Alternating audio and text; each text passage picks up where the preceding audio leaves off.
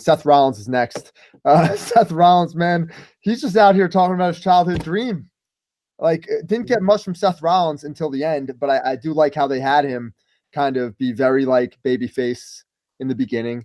And then by the end of this entire segment, after Paul Heyman kind of goaded him on, and Paul Heyman's a fucking master on the microphone. I don't care what anybody says. I even was freestyling ideas here. I was saying, like, on Twitter, I said something along the lines of, what if Paul Heyman during this feud brings in like an ECW faction to like have a gauntlet against Seth Rollins, and Seth Rollins beats them all? And I'm talking about bringing back everybody like Sabu and fucking the Sandman and who the hell else knows, man? All those old ECW heads, the Dudley Boys and shit, and just have him beat like 8 straight guys in a row. Just freestyling, man. And also, like, I was thinking about, what if WWE decides to go a different route? Because the key line in this whole entire segment was at the end when Seth Rollins said, I will sell my soul to the devil to beat Brock Lesnar.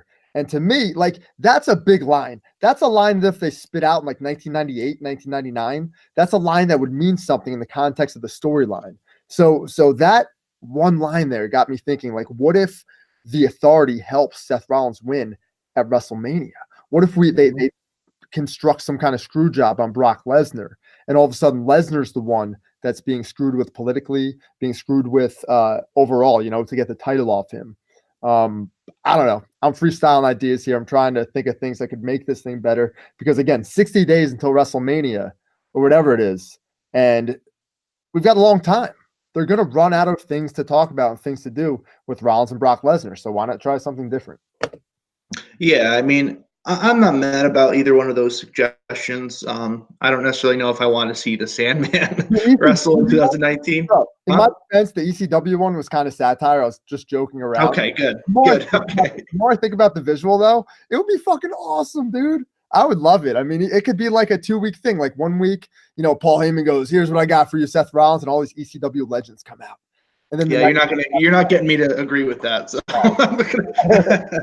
But I think Seth Rollins. I think turning Seth Rollins right now would be, you know, I'm not saying you're saying this should happen, but just I think turning him right now would be a bad move. I think he's like I think he's the only real credible like babyface you have on the show in a sea of heat and heels and crappy finishes and just terrible writing.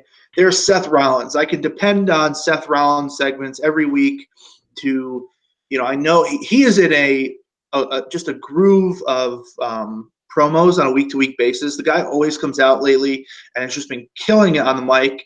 The guy's in-ring work is absolutely out of this world.